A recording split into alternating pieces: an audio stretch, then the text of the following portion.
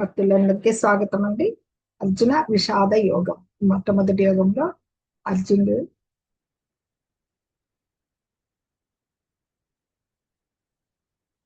అడిగాడు కదా, మనకి ఒకసారి రివైజ్ చేసుకున్నాము. ధృతరాష్ట్రుడు, సంజయుడు వీళ్ళ మధ్య ఈ సంభాషణ. ఆయన ధృతరాష్ట్రుడు ఆయన అంధుడు కాబట్టి సంజయుడికి వ్యాసదేవులు ఇచ్చిన వరం వలన ఆయన అంతా చూసి ఈయనకి చెప్తూ ఉన్నారు. మొట్టమొదట అడిగారు, ఈయన యొక్క పక్షవాత బుద్ధి కూడా చూసింటారు. మామక పాండవాశ్చైవ కిమకుర్వత సంజయ అని. అంటే నా వాళ్ళు నా తరపున, అంటే ఏములో తన పుత్రులే జయించాలని అత్యాశతో ఉన్నవారు అనమాట. కానీ పాండవుల పక్కన ఎవరున్నారు? సాక్షాత్ శ్రీకృష్ణ భగవానుడు ఉన్నారు. వాళ్ళ యొక్క ధ్వని, శంఖధ్వని విజయాన్ని సూచిస్తుంది. అలాగే శ్రీకృష్ణ భగవానుడు ఎక్కడ ఉంటే అక్కడ లక్ష్మీదేవి విజయలక్ష్మి ఉంటుంది కదా. ఆంజనేయ స్వామి రామావతారంలో గెలిపించాడు. ఆయన యొక్క ధ్వజముపై ఉపస్థితుడై ఉన్నాడు హనుమాన్.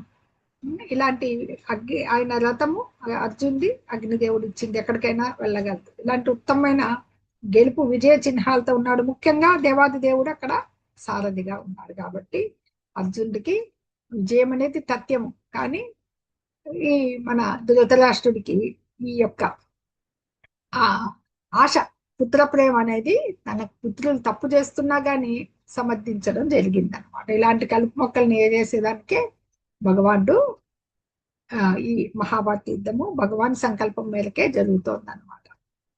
ఇప్పుడు ఇక్కడ శ్లోకంలో నిన్న చూసే ఉంటారు,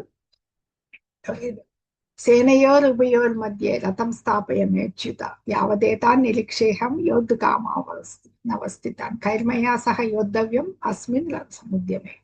నా రథాన్ని రెండు సైన్యాల మధ్య నిలుపు. ఇక్కడ ఎవరెవరు ఏమేం చేస్తున్నారో, యుద్ధం చేస్తున్నారో చూసే అవకాశం అని అడిగారు కదా. ఇది కూడా చూశారు, ఈ శ్లోకాలు కూడా చూస్తుంటారు. సంజయ ఉవాచ ఏవ ముక్తో హృషికేశ గుడాకేశన భారత సేనయోరుభయోర్ మధ్య స్థాపయిత్వ రథోత్తమం.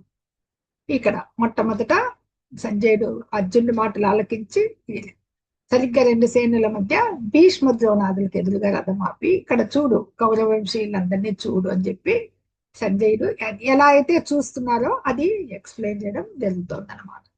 ఇక్కడ చెప్పారు, ఇక్కడ చూశారు కదా. నెక్స్ట్ చూద్దాం. ఆ సమయంలో ఆయన పరిస్థితి ఎట్లుంది, అర్జునుడి పరిస్థితి అనేది 27వ శ్లోకము చూసింటారు.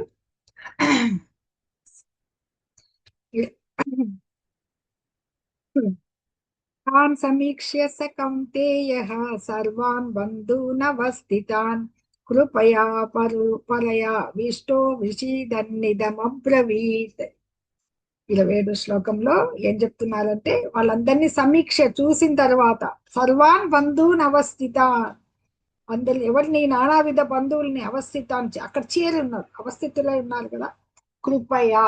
మాతాజీ సౌండ్ పూర్తి రావట్లేదు, ఒకసారి చెక్ చేస్తారా? ప్రభుజీ ప్రభుజీ మీరు ఒకసారి లీవ్ అయి జాయిన్ అవ్వండి ప్రభుజీ. సౌండ్ బాగుంది ప్రభుజీ, మీకేదో నెట్వర్క్ ప్రాబ్లం. ఓకే మాతాజీ, ఓకే మాతాజీ. ధన్యవాదాలు మాతాజీ. హరే కృష్ణ. ఇంకా కొంచెం ఇంక్రీజ్ చేస్తానండి. ఓకే, హరే కృష్ణ. తాన్ సమీక్ష కౌంతే సర్వాన్ బంధూన్ అవస్థిత కృపయా పరయా విష్టో విషీదన్నిదం అబ్రవీత్. కృపయా మొట్టమొదట అర్జున్ యొక్క శుద్ధ భక్తుల లక్షణాల్లో ఎవరికి ఉంటాయి? శుద్ధ భక్తులకి కరుణ, దయాహృదయం కలవాడు కాబట్టి అక్కడున్న సైనికులందరినీ చూసి చింతిస్తూ ఇలా పలికాడు అని చెప్పేసి మనకి 27వ శ్లోకం చెప్తోంది. ఎవరి దగ్గర పుస్తకం ఉంటే చదవచ్చు. హరే కృష్ణ. మాతాజీ చదవాలా? 28 చదవాలా మాతాజీ? 27 చదవండి. ఓకే మాతాజీ. హరే కృష్ణ. తాన్ సమీక్ష స కౌంతేయః సర్వాన్ బంధూనవస్థితాన్ కృపయా పరయా విష్టో విషీదన్నిదమబ్రవీత్. 28వ శ్లోకంలో మనకి ఆయన యొక్క పరిస్థితి, అందరినీ కాంచాడు. అక్కడ మహాసైన్యం ఉంది, ఈ పక్క 7 అక్షౌహిణులు, ఆ పక్క 11 అక్షౌహిణులు. ఆ 18 అక్షౌహిణుల సైన్యం మొత్తము బంధువులే, తాతలు తండ్రులు అందరూ వాళ్ళే. మొత్తం వాళ్ళందరిని కూడా వివరించడం జరిగింది కదా గత క్లాసులో. ముఖ్యంగా భీష్మ ద్రోణులు ఇద్దరు ఎవరు? భీష్ముడు వాళ్ళ తాతగారు, ద్రోణులు గురువులు. ఇలాగా కాకుండా అందరూ పిల్లనిచ్చిన మామలు, మేనమామలు, సోదరులు, జ్ఞాతులు, వాళ్ళంతా దయాదులు కదా. వీళ్ళందరినీ చూసిన తర్వాత అర్జున్ పరిస్థితి ఎలా ఉందనేది 28వ శ్లోకము చెప్తుంది. అర్జున ఉవాచ దృష్ట్వేమం స్వజనం కృష్ణం యుయుత్సుం సముపస్థితం సీదంతి మమ గాత్రాని ముఖం చ పరిశుష్యతి. దృష్ట్వేమం, ఇలాగా ఈ వాళ్ళందరినీ చూచి అర్జును వాచ, అర్జునుడి పలికి ఏం పలికాడు? ఈ స్వజనం అంతా వాళ్ళే కదా, మొత్తం జ్ఞాతులు బంధువులే. ఓ కృష్ణ, ఈ యుద్ధోత్సాహంతో, యుయుత్సం అంటే యుద్ధోత్సాహంతో, సముపస్థితం సమావేశమై ఉన్న, సీదంతి కంపించుచున్నది, నా శరీరం అంతా కంపిస్తుంది, మమ నా యొక్క గాత్రాన్ని శరీరావయవములు, ముఖం నా నోరు ఎండిపోతుంది, చ కూడా పరిశుష్యతి ఎండిపోతుంది. ఎవరన్నా ఈ శ్లోకం చదవదలుచుకుంటే మాతాజీ, హైమావతి మాతాజీ కాకుండా ఇంకా ఎవరన్నా చదువుతారా ఈ శ్లోకము? 28. ప్రభుజీలు శ్లోకం చదవాలనుకున్న వాళ్ళు హ్యాండ్ రైజ్ చేయండి. హరే కృష్ణ. మాతాజీ నేను చదవచ్చా? చదవండి ప్రభుజీ. 29th కదండి? 8. జిష్టేమం స్వజనం కృష్ణ యుయుత్సం సముపస్థితం సీదంతి మమ గాత్రాని ముఖం చ పరిశుష్యతి. హరే కృష్ణ అండి. మీకు ఇక్కడ మీ దాంట్లో ఆప్షన్ లో 3 చుక్కలు ఉంటాయి, దాన్ని క్లిక్ చేస్తే హ్యాండ్ కనపడుతుంది, దాని మీద నొక్కితే హ్యాండ్ రైజ్ వస్తుంది అనమాట. నేర్చుకోండి అందరూ. హరే కృష్ణ. అర్జునుడు పలికాడు అనమాట, ఏమని? ఓ కృష్ణ, ఈ యుద్ధోత్సాహమున నా ఎదుట నిలిచిన మిత్రులను బంధువులను గాంచి నా శరీరావయవములు కంపించుచున్నవి, నోరు ఎండిపోవుచున్నది. అవయవాలు కంపించడము, నోరు ఎండిపోవడము, దేహం మొత్తము కంపించడము, వెంట్రుకలు నిక్కబొడుచుకోవడము, ఈ చర్మం మండుచున్నది, ఇవన్నీ ఇక్కడ చెప్తున్నారు. అవి ఏ పరిస్థితుల్లో వస్తాయి? ముందు భగవద్భక్తి కలిగి ఉన్నాడు అనమాట. శ్రీకృష్ణ భగవాన్ ఎడ శుద్ధ భక్తుడు, సఖ్యుడైనప్పటికీ భక్తుడు అనమాట. ఎవరు? మొదటి నుంచి అర్జునుడు, పాండవులంతా కూడా ఈ ఈ దేవతల యందు ఏవైతే మంచి గుణాలు ఉంటాయో, దైవీ గుణాలు, అవి అందరిలోనూ ఈ భక్తుల్లో కనపడతాయి అనమాట. అదే ఆ భక్తులు ఉన్నారనుకోండి, ఏమాత్రం భక్తి లేని వాళ్ళు ఎంతో విద్య చదివింటారు, ఎంతో సంస్కృతి నేర్చుకుంటారు, కానీ భౌతికమైన ఎన్ని యోగ్యతలు కలిగి ఉన్నా కానీ వారికి దైవీ గుణాలు ఉండవు అనమాట, దైవీ గుణాలు అనేటివి. ఎందుకంటే వీళ్ళల్లో ఈ తమలో తాము వీళ్ళంతా కూడా యుద్ధం చేయడానికి సిద్ధపడ్డారు కదా. వీళ్ళందరినీ చూస్తున్న అర్జునుడికి దయ, కరుణ, మొట్టమొదటి భావం ఇదనమాట. కరుణ, దయ, కృప, ఇవి కృపయ ముందు శ్లోకంలో చూసాం కదా, కృపయా విష్టే. 27వ శ్లోకంలో కృపయా పరయా విష్టు. అలాగా తన మొట్టమొదటి తన సైనికుల పట్ల ఎవరికెంత ఉంటుంది, వారే ఈ సైన్యం అంతా కూడా యుద్ధంలో చనిపోతారు కదా అని కన్ను ఉంది, కానీ అతనికి శత్రు సైనికుల పట్ల కూడా ఉందన్నమాట. ఎందుకంటే ఇది శుద్ధ భక్తులకే ఉండేది, అందరి గురించి ఆలోచిస్తారు శుద్ధ భక్తులు అని. ఆ విధంగా ఇలాగే ఒక్కసారిగా అందరినీ ఇలా చూసేసరికి శరీర అవయవాలు కంపించడం మొదలుపెట్టాయి అనమాట. అవయవాలు కంపించి మనకి ఒకసారి ఏదన్నా ఒక భ్రాంతికి గురైనప్పుడు, మనము అనుకోకుండా వినకూడదు వింటాము, చూడకూడదు చూసినప్పుడు మన శరీరము అలాగా బిగపట్టుకొని పోయి రోమాలు లెక్కపరుచుకొని భయపడిన స్థితిలో అయిపోతారు. అక్కడ భయం కాదు, ఏదో చూసి భయపడడం కాదు, ఆ సిచ్యుయేషన్ లో అలా కావడం జరుగుతుంది సాధారణంగా జనులకి అనమాట. నోరెండిపోవడం, దేహం అంతా కూడా కంపించినట్లు అయిపోవడం, ఈ పని నేను చెయ్యాలనా అని. ఇంకోటి, వాళ్ళందరూ కూడా యుద్ధోత్సాహంతో ఉన్నారనమాట. వాళ్ళ యుద్ధోత్సాహం చూసి అతనికి ఆశ్చర్యం కూడా కలుగుతుంది అనమాట. ఎందుకంటే రాజవంశము మొత్తము వంశాలన్నీ కలిసి రక్త సంబంధికులంతా కూడా యుద్ధం చేయడానికి వచ్చేసారు అనమాట. ఈ విషయం ఇంకా అతనికి ఉద్విగ్నత కలగజేసింది, ఇంతమంది అందరూ నిహతులు కాబోతున్నారని. ఇక్కడ ఏంటి, ఈ శరీరాంగాలు కంపించడం, నోరెండిపోవడం కాకుండా అతనికి ఒక పక్కన విషాదం, ఇది ఈ యోగమే అర్జున విషాద యోగము. అంటే యోగము అంటే భగవంతుడితో కలయిక. ఈ విషాదం నుంచే కదా భగవంతుడికి తన బాధ తెలుపుకొని శుద్ధ భక్తుడయ్యి అడుగుతాను. వచ్చే చాప్టర్ లో వస్తుంది మనకి ఎలా శరణు వేడతాడని చెప్పేసి. ఇలాగా మనసు ద్రవించిపోతుందంటారు కదా, అలా ద్రవించిపోయింది అనమాట. అర్జున్ని ఇలాంటి దయా గుణాలన్నీ అతను శుద్ధ భక్తి నుంచి కలిగాయి. కానీ అర్జునుడు బీరువు కాదు, అంటే పిరికివాడు కాదు.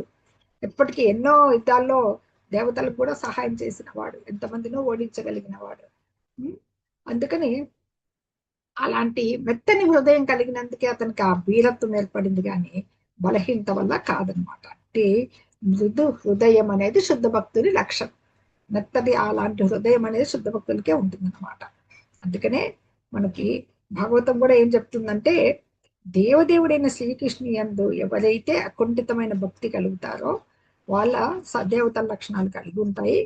కానీ అభక్తుడైన వాడికి భౌతిక లక్షణాలే ఉంటాయి. కాబట్టి అభక్తుడికి ఏమి ఈ భౌతిక మానసిక స్థాయిలోనే ఈ భౌతిక శక్తికి ఆకర్షితులైపోతూ ఉంటారు. కాబట్టి వాళ్ళలో ఆ కరుణ అనేది తక్కువ ఉంటుంది అనమాట. అది ఇక్కడ చెప్తూ ఇక్కడ చూపిస్తున్నారు అర్జునుడి యొక్క బాహ్య లక్షణాలు, అర్జున శరీరము ఏం పొందుతోంది అని. హరే కృష్ణ. ధన్యవాదాలు ప్రభుజీ. ఒకటి శ్లోకం చూద్దాము. 30. న శక్నోమ్యవస్థాతుం భ్రమతీవ చ మే మనః నిమిత్తాని చ పశ్యామి విపరీతాని కేశవ. 30వ శ్లోకంలో ఏం చెప్తున్నారంటే, అర్జునుడు నేను ఏమాత్రం నిలబడలేకపోతున్నాను, ఆ లక్షణాలు వచ్చేస్తాయి కృష్ణ, నన్ను నేనే మర్చిపోతున్నాను. నిమిత్తాన్ని చ పశ్యామి, చూస్తున్నాను. ఏవి? అన్ని విపరీతాలు, అపశకునాలు అంటారు కదా, అలాంటి విపరీతాలన్నీ చూస్తున్నాను కృష్ణ, నా మనస్సంతా చెల్లించిపోతోందని మనకి 30వ శ్లోకంలో చెప్తారన్నమాట. ఇందాక శ్రీలక్ష్మి మాతాజీ మీరు హ్యాండ్ రైజ్ చేశారు. 30వ శ్లోకం ఒకసారి చదవండి.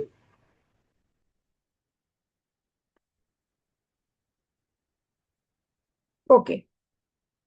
ఈ అసహనం కారణంగా, అంటే సహనం కోల్పోయి కోపం తెచ్చుకున్నాడని కాదు, నిస్సహాయత వలన అనమాట.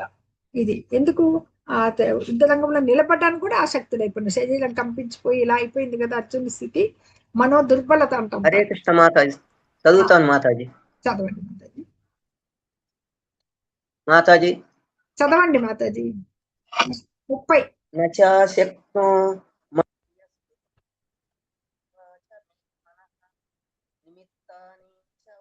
మీ వాయిస్ రాలేదు మాతాజీ. కృష్ణ మాతాజీ. ఓకే మాతాజీ. ఈ భ్రాంతిమయ స్థితిలో ఏం చేశాడు? అలాంటి భౌతిక పరిస్థితుల నుంచి, ఇవంతా భౌతికం, ఆధ్యాత్మికంగా భగవంతుడి భక్తుడే, కానీ ఆ భయము, ఈ మానసికమైన ఈ బలహీనత వలన ఈ అలాంటిది భ్రాంతిమయ స్థితిలో ఉన్నాడు కదా, ఆ విపరీతాలన్నీ కనపడ్డాయి అనమాట. శత్రువులో ఒకవేళ జయించినా కానీ ఆనందం లభించదు. అది మనం అంటాం కదా, అయ్యో వీళ్ళందరూ నా చేతి చంపబడ్డారని. అందుకని నిమిత్తాని విపరీతాని అనే పదాలు చాలా ముఖ్యమైన మొదటి శ్లోకంలో. నిమిత్తాని విపరీతాని. నేను ఇచ్చట ఎందుకు ఒక్కొక్కసారి మన నిస్సహాయ స్థితిలో మనం ఏ పని చేయలేకపోతే ఎందుకు వచ్చాను, నేను ఎందుకు చేశాను, ఇక్కడ ఎందుకున్నాను తలపోస్తామన్నమాట. ప్రతి ఒక్కరికి ఏముంటుంది, మన కుటుంబం అంతా క్షేమంగా ఉండాలా, మనము క్షేమంగా ఉండాలి. ఎక్కడికి వెళ్ళినా మన యోగక్షేమాల గురించి ఆలోచిస్తూ ఉంటాం అనమాట. అదే ప్రతి ఒక్కరు మానవుల నైజం అదే. అక్కడ భగవంతుని కంటే కూడా మన గురించి మనం ఆలోచిస్తాం అనమాట. కానీ ఇక్కడ ఎదురుగా ఎవరున్నారు? సాక్షాత్ దేవాది దేవుడిని శ్రీకృష్ణ భగవానుడు ఉన్నారు. అక్కడ తన యొక్క అజ్ఞానం ప్రదర్శించినట్లు అనమాట. అయ్యో ఇవన్నీ చూస్తున్నాను, భగవంతుని ఎదుట తన మనో దుర్బలతని బయట పెట్టేస్తున్నాడు అనమాట. ఎందుకంటే మనం యొక్క స్వార్థం అనేది మన కోసం కాకుండా భగవంతుని గురించి పైనే లగ్నం చేశామంటే ఇలాంటి భ్రాంతులు ఏర్పడవు. అందుకని మనం ఎప్పుడైతే ఇలాంటి భౌతిక విషయాల్లో చిక్కుకొని పోతాం కాబట్టి మనకి భౌతిక క్లేశాలు అనేవి బాధ పెడుతూ ఉంటాయి అన్నమాట. అందుకని ఈ రణరంగంలో నాకు ఒకవేళ విజయం వచ్చినా కానీ దుఃఖ కారణం అవుతుంది అని చెప్పేసి ఆలోచించాడు అనమాట అర్జునుడు. 31వ శ్లోకం చూద్దాం. न च श्रेयोऽनुपश्यामि हत्वा सजनमाहवे न काङ्क्षे विजयं कृष्ण न च राज्यं सुखानि च. జీవి రెడ్డి ప్రభుజీ, నాగలక్ష్మి మాతాజీ ఇద్దరు కొంచెం శ్లోకం చదవండి. హరే కృష్ణ. 32 కదండి. పశ్యామి హత్వా స్వజనమాహవే న కాంక్షే విజయం కృష్ణ నచ రాజ్యం సుఖాని చ. హరే కృష్ణ మాతాజీ. ఇది కూడా జీవి రెడ్డి ప్రభుజీ చదవండి ఇదే శ్లోకం. గురూజీ 31 కదండి. ఎస్ ప్రభుజీ. నచ శ్రేయోనుపశ్యామి హత్వా స్వజనమాహవే న కాంక్షే విజయం కృష్ణ నచ రాజ్యం సుఖాని చ. బాగా గమనించండి. ఇంతకుముందు కరుణా హృదయుడయ్యాడు, ఇప్పుడు సుఖం లేదు అంటున్నాడు. నచ శ్రేయోను పశ్యామి, శ్రేయ మేలు, నచ అనుపశ్యామి అంటే నేను కాంచలేకుంటున్నాను, ఏమి మేలుక నేను చూడలేకపోతున్నాను. హత్వా అంటే వీళ్ళందరినీ చంపేసి స్వజనమాహవే, ఈ స్వజనాన్ని యుద్ధమునందు ఇయ్యాలి. ఆహవే అంటే యుద్ధము, ఈ స్వజనం మన సొంత జనాల్ని వీళ్ళని చంపుకున్నాక నా కాంక్షే విజయం కృష్ణ, నాకు ఈ విజయము వద్దు. అంతేగాని ఇది నచ రాజ్యం సుఖానిచ, ఈ విజయాన్ని గాని ఈ రాజ్యాన్ని గాని ఈ సుఖాన్ని గాని నేను కోరటం లేదు, సుఖం లేదని చెప్పేస్తున్నా అన్నమాట. ఓ కృష్ణ, ఈ యుద్ధంలో నా వారిని చంపడం ద్వారా ఏ విధంగా శ్రేయస్సు కలుగుతుందో నేను తెలుసుకోలేకున్నాను. కావున తదుపరి విజయము గాని రాజ్యం గాని దాని వలన కలిగే సుఖాలు గాని నాకు అక్కర్లేదు. విజయం అంతా బంధువులందరూ వెళ్ళిపోయిన తర్వాత ఇంకేం సుఖం ఉంది, నాకు ఈ సుఖం అవసరం లేదు, రాజ్యం అక్కర్లేదు, విజయము అక్కర్లేదు. మనము ఈ భౌతికంగా ఆలోచిస్తున్నాడని చెప్పుకున్నాం కదా, వాటిలోనే సుఖం ఉంది అని చెప్పేసి అనుకుంటారనమాట ఈ రకంగా. సరే, ఈ భౌతికమైన సుఖం ఎవరిస్తున్నారు? భగవాన్ ద్వారా వస్తుంది అనమాట. ఇక్కడ ప్రతి యుద్ధము ఎవరి అధ్యక్షతను జరుగుతోంది? సాక్షాత్ భగవంతుడే రథసారథిగా ఉన్నాడు అక్కడ, ఆయన అధ్యక్షతలో జరుగుతుంది అనమాట. ఎప్పుడైనా క్షత్రియుడికి ఏ లక్షణం ఉంటుంది? ముందు విజయము, వాళ్ళు తప్పకుండా విజయము సాధించాలి, లేదు యుద్ధరంగంలో మరణించాలి. అలాగా ఈ మనకి మామూలుగా ఏం చెప్తారు, క్షత్రియ ఆధ్యాత్మిక అనుభవం కొరకే అంకితమైన సన్యాసి గాని, ఆ క్షత్రియుడు గాని, ఎవరైనా గాని సూర్యమండలంలో ప్రవేశించేంత యోగ్యత వస్తుందన్నమాట. ఎందుకంటే రణరంగంలో మరణించే క్షత్రియుడికి ఈ బంధువుల మాట అట్లా ఉంచి శత్రువును కూడా ఇప్పుడు చంపే స్థితిలోంచి తగ్గిపోయాడు అనమాట అర్జునుడు. ఆ విషాదం అనేది కమ్మేసింది, మైకం కమ్మినట్లుగా అనమాట. బంధువులందరినీ చంపడం వల్ల ఇక ఏ సుఖము లేదు. కనుకనే ఎలాగైతే ఎవరికైనా బాగా ఆకలైన వాళ్ళు ఆవురావురమంటూ భోంచేస్తారు, కానీ ఆకలి లేని వాడు ఏం చేస్తాడు? వంట చేయడానికి కూడా ఇష్టపడ్డాడు అనమాట. యుద్ధం చేయడానికి కూడా ఇప్పుడు ఇచ్చ కలగడం లేదు. ఇక ఒంటరి జీవితం గడిపేయాలి. ఇంకా నేను ఏదన్నా అడవులకు వెళ్ళిపోయి తపస్సు చేసుకుంటానే కిందికి వచ్చేసాడు అనమాట. ఇక్కడ ఏం మర్చిపోయాడు అర్జునుడు? క్షత్రియ ధర్మాన్ని విస్మరించాడు. ఒక క్షత్రియుడికి ఉండేది ఏంది? రాజసము, వీరత్వము, పరిపాలన, అవి వస్తాయి మనకు ముందు ముందు అధ్యాయాల్లో అనమాట. క్షత్రియ ధర్మాలు ఏవి అని అవి వదిలేశారు. నిజమైన క్షత్రియులు అసలుకి ఏ వృత్తులు వాళ్ళకి లేదు, వాళ్ళకి రాజ్యపాలనే వృత్తి. ఇప్పుడు రాజ్యం కూడా లేదు. రాజ్యం లేనప్పుడు ఎక్కడికి వెళ్ళాలి? ఇంకా రాజ్యం పొందడం ఒక్కటే వాళ్ళకి కావాల్సిందేది, ఇప్పుడు లేకుంటే ఎక్కడికి వెళ్తారు వాళ్ళు? కాబట్టి ఇంకా ఒంటరిగా విపుల జీవితం అన్ని గడపడానికైనా ఇష్టపడేంత స్థితికి అతను కిందికి వెళ్ళిపోయాడు అనమాట. మొట్టమొదట కరుణాహృదయుడు, రెండవది అసలుకి ఈ రాజ్యంతో కానీ విజయంతో కానీ సుఖం లేదు అని చెప్పేసి ఇక్కడ తీర్మానించుకున్నాడు. చెప్తున్నారు కృష్ణునికి తన బాధ అంతా అనమాట. నెక్స్ట్ 32వ శ్లోకంలో ఏం చెప్తారంటే 32 నుంచి 35 3 శ్లోకాలు కలిసి ఉన్నాయి. వాళ్ళందరూ కూడా ఏం చెప్తారంటే, ఓ గోవింద, ఇక్కడ ఒకసారి చదువుదాం. కిన్నో రాజ్యేన గోవింద కిం భోగై జీవితేనవా ఏషామత్తే కాంక్షితం నో రాజ్యం భోగా సుఖానిచ. ఈ 3 శ్లోకాలు 32, 33, 34, 35 4 శ్లోకాల్లో మేమెవరి కొరకు ఈ రాజ్యము సుఖము చివరికి జీవనమును సైతం కోరుచున్నాము వాళ్ళందరూ ఇక్కడే ఉన్నారు ఈ యుద్ధరంగంలో. మనం సాధారణంగా ఒక పండగ కానీ ఏదన్నా వచ్చిందంటే బంధువుల్ని మనము పిలుచుకుంటాం. ఆ బంధువుల ద్వారా ఆనందాన్ని పొందుతాం. మనం బంధువుల ఇళ్ళకి వెళ్తూ ఉంటాం. అలాగే వీళ్ళందరూ వెళ్ళిపోయినాక మాకెందుకు ఈ రాజ్యం వలన? ఆచార్యులు ఇక్కడ ఉండేది, తండ్రులు, తాతలు, మేనమామలు, మామలు, మనుమలు, బావమర్దులు, అందరి బంధువులు వాళ్ళ వాళ్ళ మొత్తం వాళ్ళ రాజ్యాన్ని, ఆస్తిని, ప్రాణాలను విడిచిపెట్టడానికి కూడా ఇక్కడ వచ్చేసి ఉన్నారు. వాళ్ళు నన్ను చంపాలనుకున్నా కానీ నేను ఎందుకు చంపాలి? అసలుకి ఈ భూమాట నుంచి ముల్లోకాలు వచ్చినా కూడా నేను వాళ్ళతో యుద్ధం చేయడానికి సిద్ధంగా లేను. మేము ఎట్లా ఆనందం పొందుతాము మా సొంత జ్ఞాతులని, అంటే దాయాదుల్ని చంపడం వల్ల అని. ఈ శ్లోకాల్లో మనకి హృషికేశ అని వస్తుందన్నమాట. గోవింద హృషికేశ అనేసి.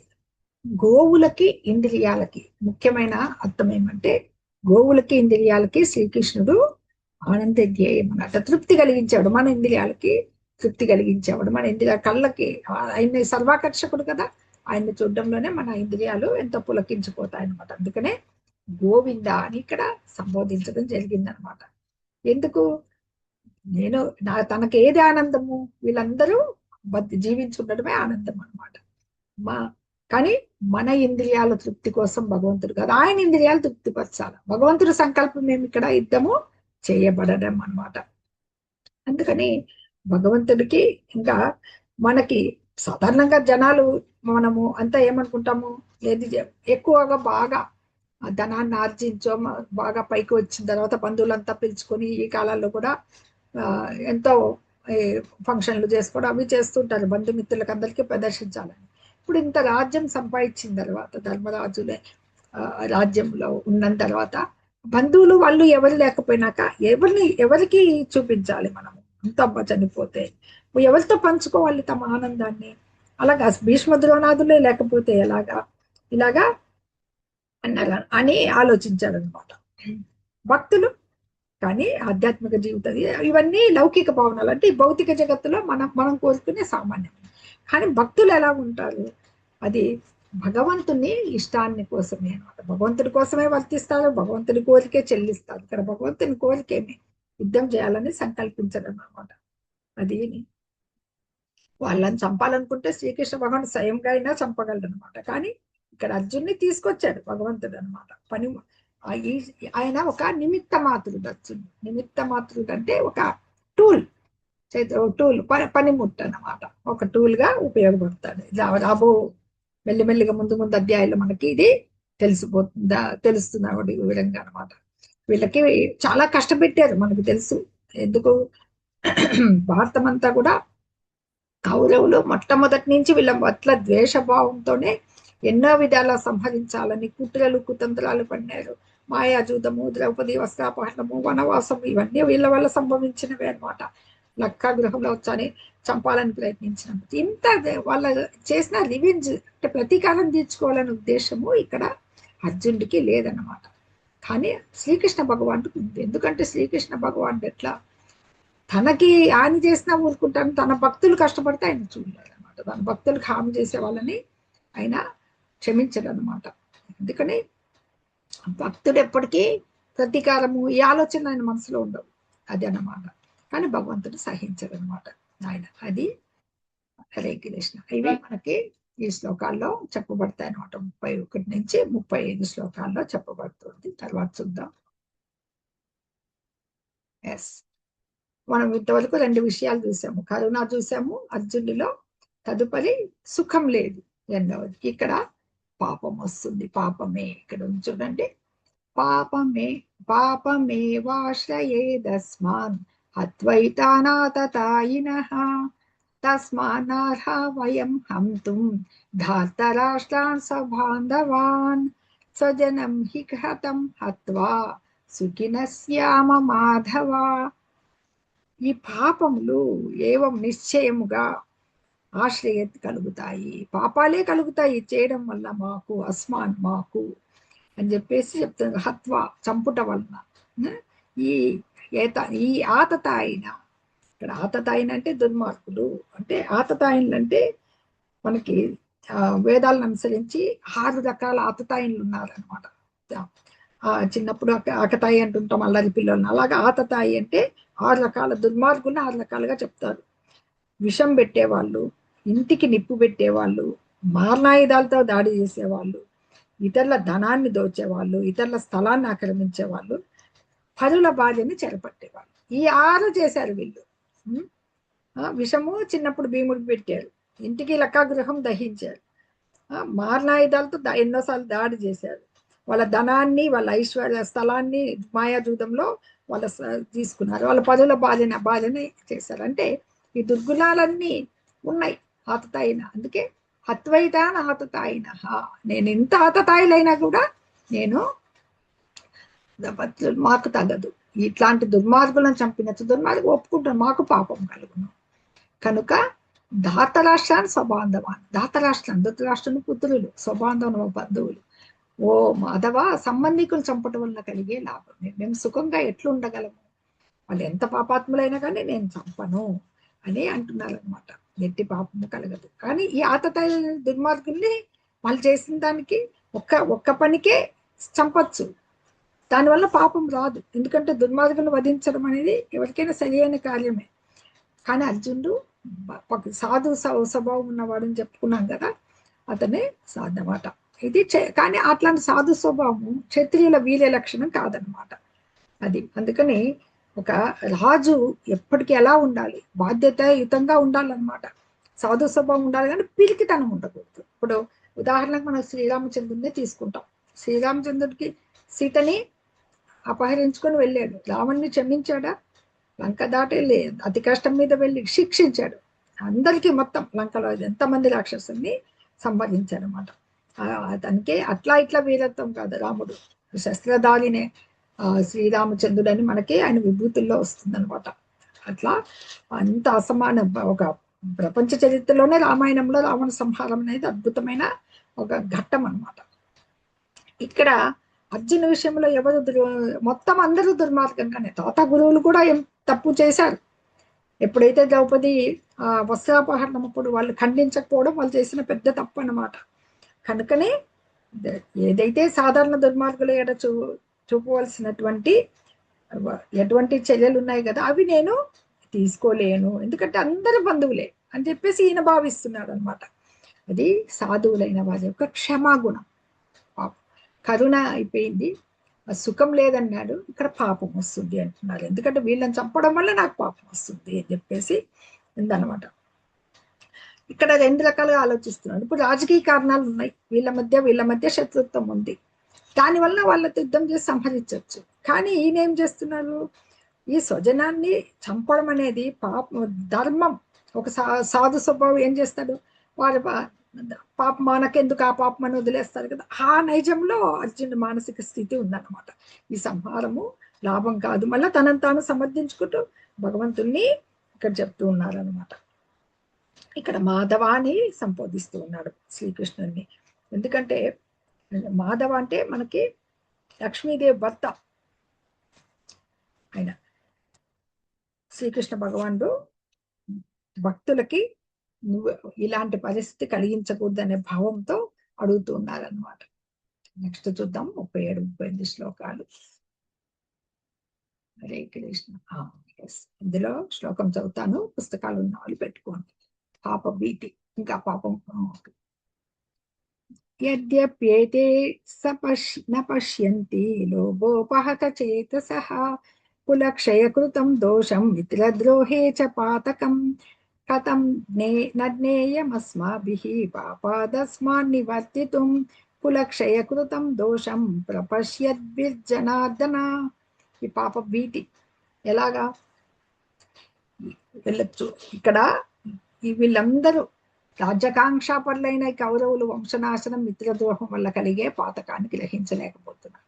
కానీ అర్జునుడు ఒక్కడింత బాధపడుతున్నారు, అందరూ ఉన్నారు యుద్ధంలో ఉపస్థితులై. కానీ వాళ్ళకి కౌరవులకి ముఖ్యంగా దుర్యోధనునికి ఏం కావాలి, రాజ్యకాంక్ష. ఈ హస్తినాపురం మీద నాదే అధికారం అనే ఉన్నారు. దానివల్ల ఈ వంశాలన్నీ నాశనం అయిపోతాయి, మనము ఎంత మొత్తం మిత్రులందరినీ కోల్పోతున్నాం అదని. ఆ రాజ్యకాంక్ష అనేది కమ్మడం వల్ల ఈ జరిగే నాశనాన్ని వీళ్ళు గ్రహించలేకపోతున్నారు అని చెప్పేసి చెప్తున్నారు. ఈ బంధువుల్లో కలహం వలన దోషం ఉంది. ఈ బంధువుల కలహం వల్ల ఎన్ని దోషాలు ఉన్నాయి. ఈ వంశనాశనాన్ని సరే ఇది మేము తెలుసుకున్నాం, వంశనాశం వల్ల ఎంత ఉన్నాయి అని. మేమెందుకు ఇలాంటి పాపకార్యాలు, వాళ్ళు తెలుసుకోలేకపోయారు ఇది పాపం అని, మేమెందుకు చేయాలి మేము అని చెప్పేసి అంటున్నారు అనమాట. ఎవరైనా చదువుతారు ఈ శ్లోకం ప్రభుజీ మాతాజీ? 37, 38 కలిపి ఉన్నాయి. హ్యాండ్ రైట్ చేస్తారా? హరే కృష్ణ, హరే కృష్ణ. ప్రభుజీలు మాతాజీలు శ్లోకం చదవాలనుకున్న వాళ్ళు హ్యాండ్ రైజ్ చేయండి.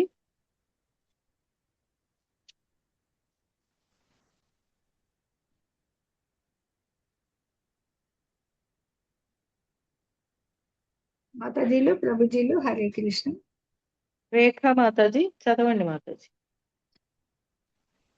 37, 38 మీ దగ్గర పుస్తకం చూసి చదవండి మాతాజీ. ఇక్కడ లేదు స్క్రీన్ మీద. మాతాజీ అన్మ్యూట్ చేసుకోండి. 37 శ్లోకం మాతాజీ. కలిపి ఉన్నాయి చూడండి, 2 చదివి. యద్యపేతేన పశ్యంతి లోభోపహత చేతసా కులక్షయకృతం దోషం మిత్రద్రోహే చ పాతకం కథం న జ్ఞేయమస్మాభిః పాపాదస్మాన్ నివర్తితుం కులక్షయకృతం దోషం ప్రపశ్యద్భిర్జనార్దన. హరే కృష్ణ మాతాజీ, ధన్యవాదాలు, చాలా బాగా చదివారు మాతాజీ. హరే కృష్ణ మాతాజీ, థ్యాంక్ యూ. హైమావతి మాతాజీ అన్మ్యూట్ చేసుకోండి. అన్మ్యూట్ మీద క్లిక్ చేయండి, మీకు ఆప్షన్ ఇచ్చాను. మాతాజీ అన్మ్యూట్ ఆప్షన్ ఇచ్చాను చూడండి. మాతాజీ చదవండి. యద్యప్యేతేన పశ్యంతి లోభోపహత చేతసః కులక్షయకృతం దోషం మిత్రద్రోహే చ పాతకం కథం న జ్ఞేయమస్మాభిః పాపాదస్మాన్ నివర్తితుం కులక్షయకృతం దోషం ప్రపశ్యద్భిర్జనార్దన. హరే కృష్ణ మాతాజీ, థ్యాంక్ యూ. సన్యాసిరావు ప్రభుజీ, హరే కృష్ణ. ప్రభుజీ హరే కృష్ణ. ప్రభుజీ అన్మ్యూట్ చేసుకోండి ప్రభుజీ.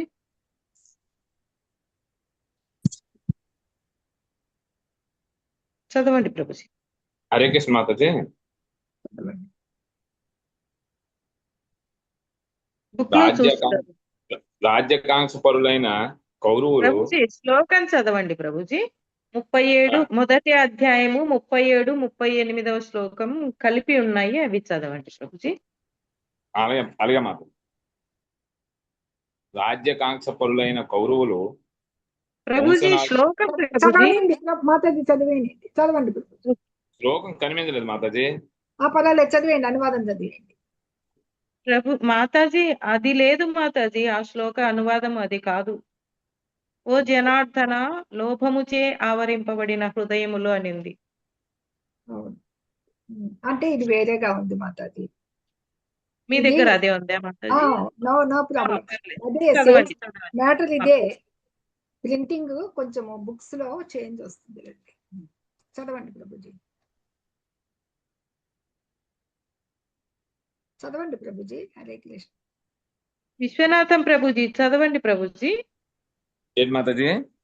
చదవండి, మీ బుక్ కరెక్టే అంటున్నారు మాతాజీ, చదవండి. స్క్రీన్ మీద అదే ఉంది మాతాజీ, రాజ్యాకాంక్ష పరులైన. రాజకాంక్ష పరులైన కౌరవులు వంశనాశనం మిత్రదోహం వల్ల కలిగే పాతకాన్ని గ్రహించలేకపోతున్నారు. ఓ జనార్దన, వంశక్షయం వల్ల వచ్చే దోషాన్ని బాగా తెలిసిన మనమైన ఆ పాపం నుంచి ఎందుకు తప్పుకోకూడదు? వంశనాశనం నుండి ఈ దోషాలు కలిగిన మేము ఎందుకు ప్రపశ్యద్భి గాంచగలిగిన జనార్దన ఓ కృష్ణ. ఎందుకంటే ఈ ఎదుటి వాళ్ళు పిలిచినప్పుడు క్షత్రియులు యుద్ధానికి కానీ జూదానికి కూడా అంతే పిలిచినప్పుడు ధర్మరాజు అందుకే కదా జూదానికి నిరాకరించడు వాళ్ళు పిలిచినా కానీ. అన్ని పోగొట్టుకుని మళ్ళా ధృతరాష్ట్రుడు వరం ఇచ్చిన తర్వాత అన్ని పొందిన తర్వాత మళ్ళీ రెండోసారి మళ్ళీ పిలిస్తే మళ్ళీ వచ్చి ఆడతారు. ఆడినప్పుడు కండిషన్ పెడతారు కదా, 12 ఏళ్ల వనవాసము, 1 సంవత్సరం అజ్ఞాతవాసము, తర్వాత యుద్ధం సంభవించడం జరిగింది అనమాట. అలాగే నిరాకరించకూడదు వీళ్ళు అనమాట క్షత్రియులకి. ఆ నియమాన్ని అనుసరించి ఇప్పుడు వాళ్ళు పిలిచారు, సరే ఈ నియమాన్ని మర్చిపోయాడు ఇప్పుడు అర్జునుడు, దాని ప్రకారం కూడా యుద్ధం చేయడానికి నిరాకరించకూడదు అనమాట అని. కానీ ఆ యుద్ధము యొక్క ఆ ప్రభావాన్ని వాళ్ళు ప్రతిపక్షాలు చూడడం లేదు అనుకుంటున్నారు అనమాట. అందుకని వాళ్ళు ఎంత పంతం పట్టారు కదా యుద్ధం చేయాలనేసి, ఫలితము శుభం కలగదు అది ఎప్పుడు ఫలితం విరుద్ధంగా ఉన్నప్పుడు దానికి మంచి చెడ్డలు ఆలోచించి నేను యుద్ధం చెయ్యను అని తనంతట తాను నిర్ణయం తీసుకుంటున్నాడు అన్నమాట. మొట్టమొదట మనం ఏం చూసాం, కరుణ తర్వాత అతనికి ఈ యొక్క పాప భీతి, సుఖం లేదు, పాప భీతి. ఇప్పుడు కులక్షయ తీసుకొచ్చాడు. కుటుంబ సాంప్రదాయాల గురించి అర్జునుడి ఆవేదన 39 శ్లోకాల్లో తెలియబడుతుంది అనమాట. కులక్షయే ప్రణశ్యంతి కులధర్మ సనాతనాః ధర్మే నష్టే కులం కృష్ణం అధర్మోభి భవత్యుత. వంశనాశంతో ప్రాచీన కులధర్మాలు నశిస్తాయి. కులధర్మాలు నశించిన వంశమంతటా అధర్మము అలుముకుంటుంది. హరే కృష్ణ. ఎవరన్నా ఒక్కరు హ్యాండ్ రైజ్ చేయండి ఈ శ్లోకానికి. ఓకే, లేదంటే ఈ కులక్షయం వలన ఇప్పుడు రేఖామాత చదువుతారా, చదవండి. కులక్షయే ప్రణశ్యంతి కులధర్మా సనాతనాః ధర్మే నష్టే కులం కృష్ణం అధర్మో బిభవత్యుత.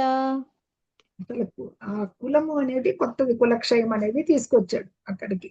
అది వీళ్ళ మొత్తము వంశంలో వీళ్ళందరూ కూడా ధర్మ నియమాలు కొన్ని మనకి వర్ణాశ్రమ పద్ధతులు ఉన్నాయి కదా, చెప్తారు. బ్రహ్మచర్యము, మనకి గృహస్థాశ్రమము, వానప్రస్థాశ్రమము, ఇలాగా ఉన్నాయి ధర్మనీయాలు వరుసగా అన్నమాట. ఇంకా జన్మ నుంచి మనకి మరణించే వరకు శుద్ధి కర్మలు ఉంటాయి. పుట్టినప్పటి నుంచి చేస్తారు కదా, నామకరణం నుంచి ఉపనయనము, అలాగా వరుసగా వివాహము, పిల్లలు పుట్టడము, ఇవంతా కూడా ఉన్నాయి శుద్ధి కర్మల్లో. ఆ శుద్ధి కర్మలన్నీ ఆచరించాలంటే ఎవరు ఉండాలి? పెద్దలు ఉండాలి అనమాట.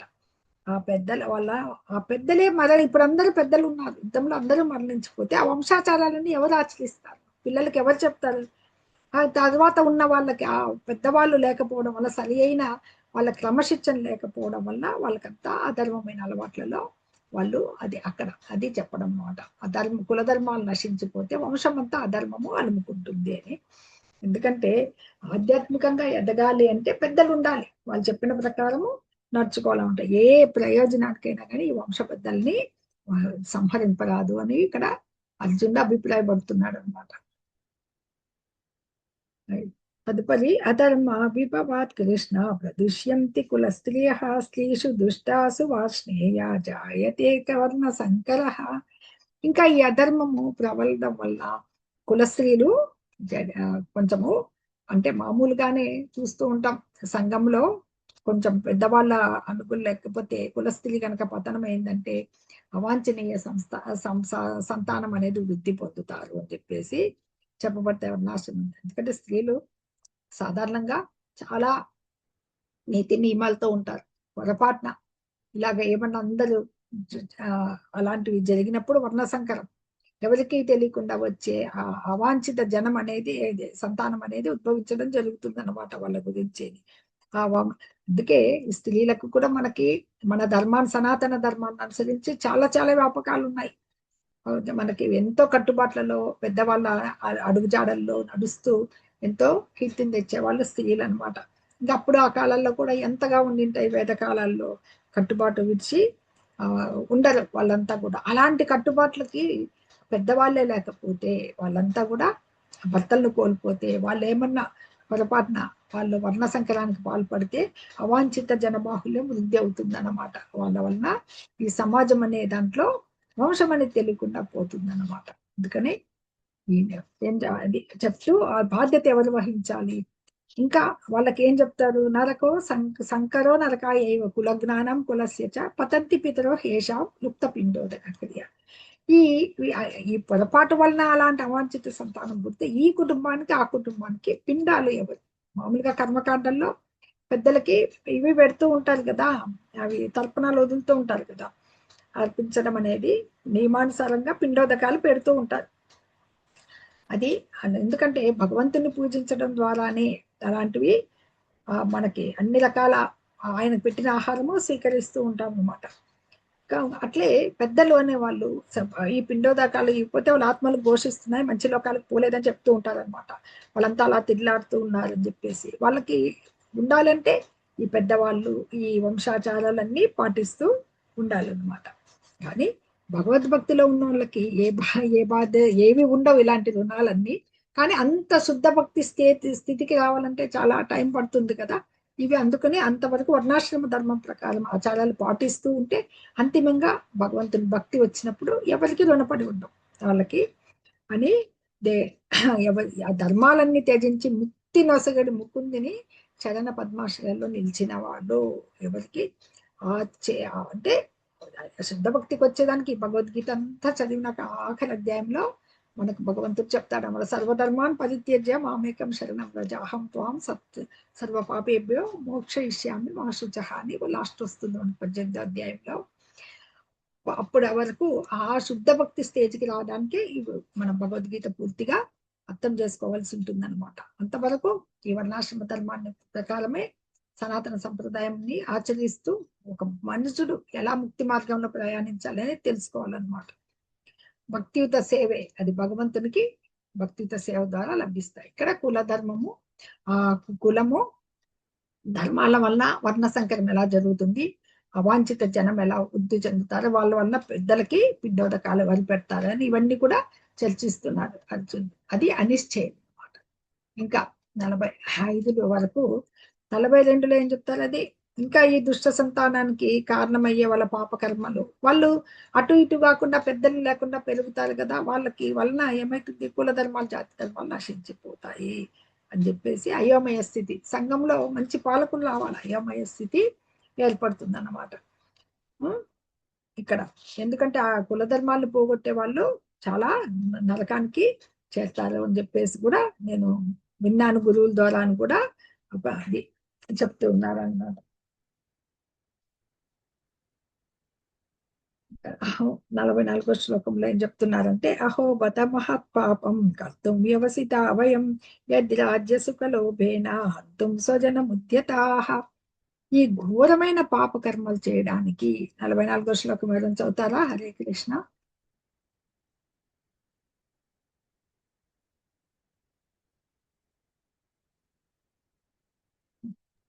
క్లాస్ లో ఉన్నట్టు ఇంకో స్క్రీన్ మీద 45 ఉంది కదా మాతాజీ. మాతాజీ హరే కృష్ణ.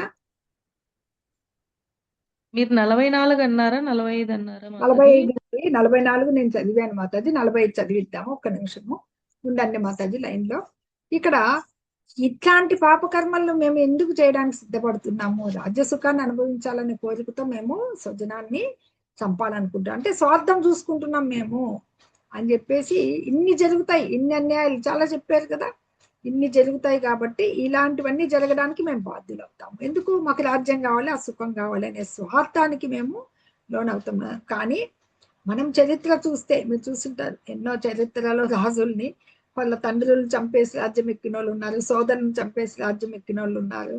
అవన్నీ ఆ రాజ్య కాంక్షతో అందరినీ సంహరించి ఎవరొకళ్ళు రాజ్యంలో ఉన్నారని తండ్రులను బంధించి రాజ్యాన్ని బంధించిన వాళ్ళు ఉన్నారు. అలాంటివన్నీ అనమాట. ప్రపంచ చరిత్రలో ఇలాంటి ఘట్టాలు చాలా ఉన్నాయి. కానీ అర్జునుడికి అది లేదు, భక్తుడు, అందుకని నీతి నియమాలు పూర్తిగా తెలుసు అనమాట. అది అనుకుందాం. 45వ శ్లోకం చూద్దాము. యది మామ ప్రతీకారన్ శస్త్రం శస్త్రపాణయః ధాతరాష్ట్రాలని హన్యు తన్మే క్షేమతరం భవేత్. నిరాయుధుడను మరియు ప్రతీకారం చేయని వాడునైన నన్ను ఆయుధాలు ధరించిన ధాతరాష్ట్రులు నన్ను యుద్ధభూమిలో వధిస్తే అది నాకు మంచిదే అవుతుంది. చూడండి అర్జునుడి మంచితనం ఎలా చెప్తుందో. ఇప్పుడు నేను ఆయుధాలు వదిలేస్తాను, నాకు వాళ్ళ మీద ప్రతీకారం తీర్చుకోవాలనే ఇది కూడా లేదన్నమాట. మామ ప్రతీకారం నన్ను ప్రతీకారం చేయకుండా అశస్త్రం, నాకు అసలుకి ఆయుధాలు లేకున్నా కూడా శస్త్ర ప్రాణయ. వీళ్ళు కూడా వీళ్ళెవరు? ధాతరాష్ట్ర అంటే ధృతరాష్ట్రుని పుత్రులు. వీళ్ళు ఇవి ధరించి ఉన్నా కానీ యుద్ధరంగమున నన్ను చంపితే నాకు అది క్షేమతరం భవేది కాగలదు అన్నారు. నన్ను చంపినా పర్వాలేదు అంటున్నారు. అది వాళ్ళు అనుకున్నారు అక్కడ. ఆ పక్క ఆలోచించే వాళ్ళు ఈ అర్జున్ లాగా ఆలోచించారు, అయ్యో మేము ఇంతమందిని చంపుతామని. ఎప్పుడెప్పుడు యుద్ధం చెయ్యాలి, మాకు ఇలా వచ్చేయాలి అనే భావనలో ఉన్నారు. రేఖా మాతాజీ శ్లోకం చదవండి మాతాజీ. హరే కృష్ణ. హరే కృష్ణ. 45 చదవమంటారా మాతాజీ? 45 చదవాలా మాతాజీ? 46? 45. యది మామ ప్రతీకారం అశస్త్రం శస్త్రపాణయః ధార్తరాష్ట్రారణేహన్యో తన్మే క్షేమతరం భవేత్. అనువాదం కూడా చదవండి మాతాజీ, కింద అక్కడే ఉంది కదా. నేను యథాతథం బుక్ లో చదువుతాను. చదవండి. ఒకవేళ శస్త్రధారులైన ధృతరాష్ట్రుని పుత్రులు నిరాయుధుడను మరియు ప్రతీకారము చెయ్యని వాడను అగు నన్ను రణరంగమున్న వధించినచో అది నాకు క్షేమకరమే కాగలదు. క్షేమకరమే. నిరాయుధుడను అంటే ఆయుధాలు ధరించని వాడు. ఇప్పుడు ధరించలేదు ఇది కదా అని ప్రతీకారం చెయ్యాలనే కోరికతో కూడా లేడు. మామూలుగా క్షత్రియులకు ఒకటి ఉంది, యుద్ధంలో కానీ ఎవరు కానీ నిరాయుధుల్ని వధించకూడదు. అంటే ఎదుటి వాడికి కూడా ఆయుధం ఉండాలి. అలా వధించేవాడు క్షత్రియుడు లక్షణం కాదనమాట. వీరులు ఒక ఉత్తమమైన రాజు, క్షత్రియుడు రాజుగా కావాలంటే కొన్ని ఉత్తమ లక్షణాలు ఉండాలి. ప్రజల్ని ఎలా పరిపాలించాలంటే భగవద్భక్తి కలిగి ఉండాలి. ప్రజల్ని క్షేమమే తన క్షేమంగా చూడాలి. యుద్ధాలు చేయాలి అవసరమైనప్పుడు. అందులో ధర్మాలను పాటించాలన్నమాట. ఇవి శుద్ధ భక్తుడు లక్షణ. ఇది మన ఒక ఉత్తమమైన క్షత్రియుడి లక్షణాలు అన్నమాట అవన్నీ. అలాగే ఈ క్షత్రియ యుద్ధ నియమం ప్రకారం అన్నమాట నిరాయుధుడైన వాడిని యుద్ధం చెయ్యాలని కోరే శత్రువుని ఎదుర్కోరాదన్నమాట. అది నియమం.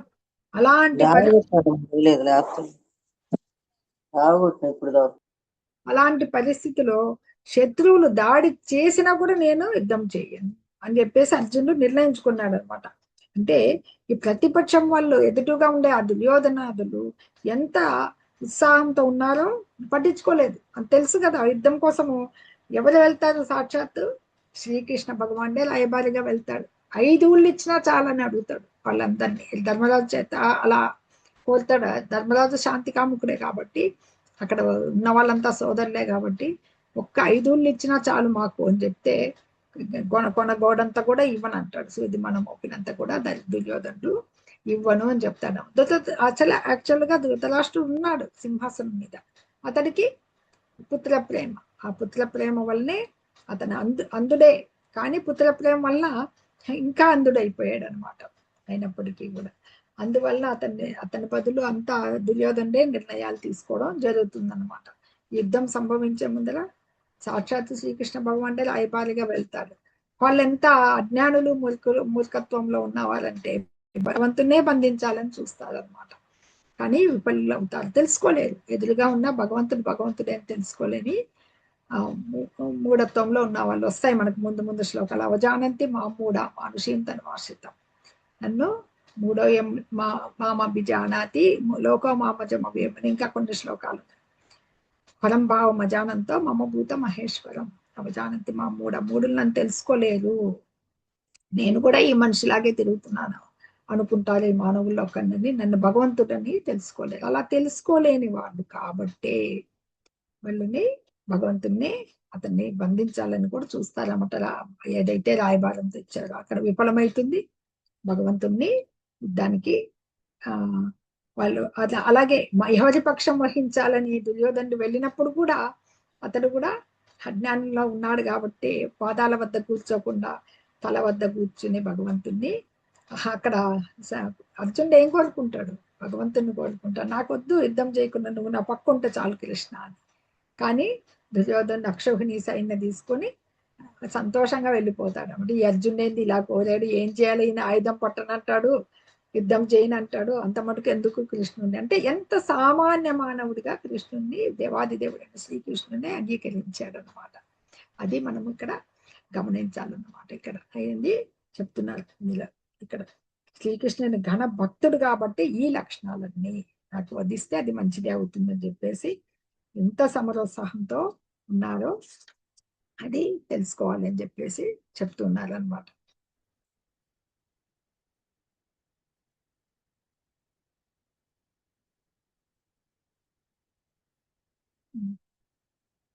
ఇక్కడ మనం ఏం చూసాం, అర్జునుడు యుద్ధం చేయకుండా ఉండడానికి చెప్పే 5 కారణాలు రణరంగంలో పరిశీలన. ఇది ఈ అధ్యాయానికి కురుక్షేత్ర రణరంగమున సైనిక పరిశీలనము అని చెప్పేసి మనకి చెప్పడం జరిగింది కదా. కరుణ ఈ 1 నుంచి 30 శ్లోకాల వరకు మనకు ఉండేది. ఆయన అర్జునుడి యొక్క దయాహృదయము, కరుణ, నాకు సుఖం లేదు, భోగం లేదు, విజయం నా కాంక్షే విజయం కృష్ణ, నాకు విజయము వద్దు, దానివల్ల సుఖం లేదు, పాప భీతి, ఎన్ని రకాల పాపాలు వస్తాయి వాళ్ళ పెద్దల్ని గురువులు వాళ్ళని సంహరించడం వల్ల. కానీ అక్కడ గురువు మనకి ద్రోణుల వారును భీష్ముల వారు కూడా అక్కడ తప్పే చేశారని మేము చూసాం కదా. ద్రౌపది వస్త్రాపహరణం అప్పుడు వారు ధర్మం పక్కన నిలవలేదు, అక్కడ అధర్మం జరుగుతోంది, అధర్మాన్ని ఖండించలేదు.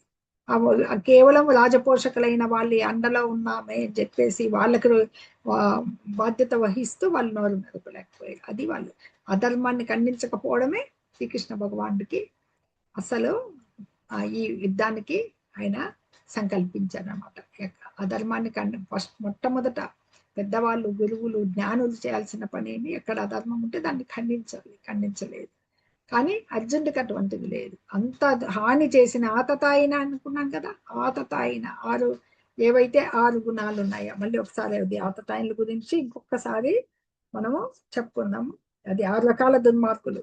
విషం పెట్టేవాడు, ఇంటికి నిప్పు పెట్టేవాడు, మారణాయుధాలతో దాడి చేసేవాడు, ఇతరుల ధనము దోచేవాడు, ఇతరుల స్థలమును ఆక్రమించేవాడు, పరుల బారిని చెరబట్టేవాడు. ఈ 6 రకాల గుణాలు కలిగిన వీరిని దుర్మార్గులను సంహరించినా పాపం లేదు. కానీ అటువంటి వాళ్ళని కూడా నేను ఒప్పుకుంటున్నాడు అతతైనా అని అర్జున్, కానీ వాళ్ళని కూడా నేను సంహరించను అంటే అంత పాపభీతి అన్నమాట. దయాద్ర హృదయుడు. కానీ అది ఒక క్షత్రియ లక్షణం కాదు.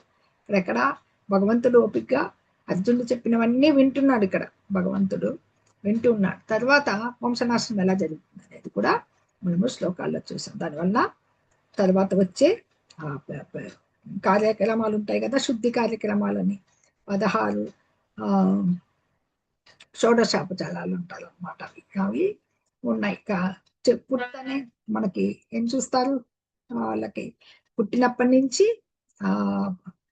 నామకరణం నుంచి మనిషి అంతిమ కాలం వరకు అన్ని జరుగుతాయి. ఇప్పుడు అంతగా పాటించడం లేదు, కానీ గర్భాధాన సంస్కారం ఉంటుంది, వివాహం, గృహస్థాశ్రమం, అవన్నీ కూడా వివరంగా మనకు వస్తాయన్నమాట.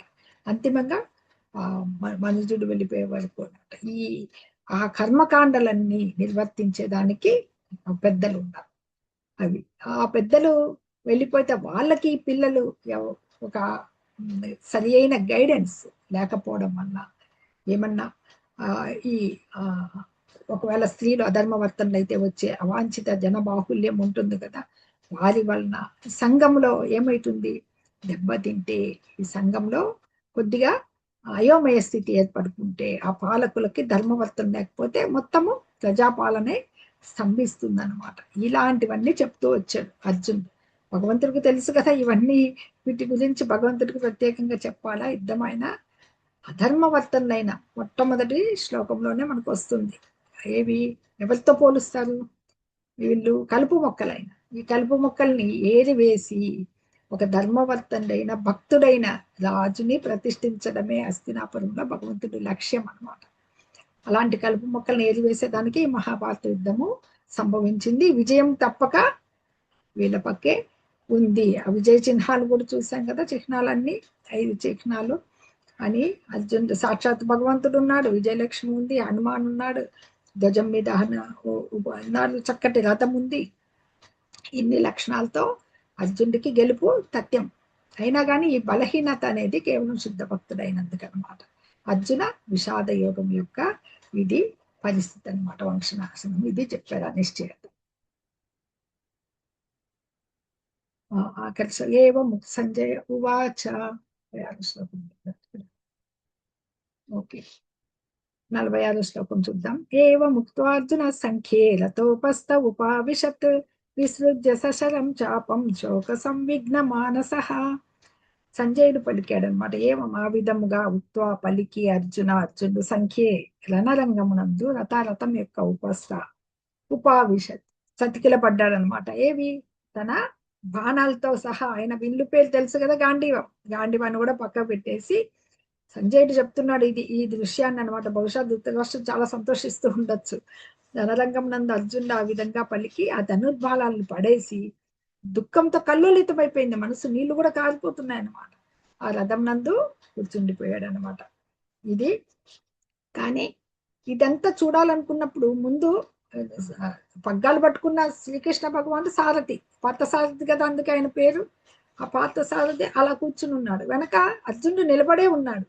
కానీ ఈ పరిస్థితి అంతా చూసినాక చతికిల పడిపోయాడు అనమాట.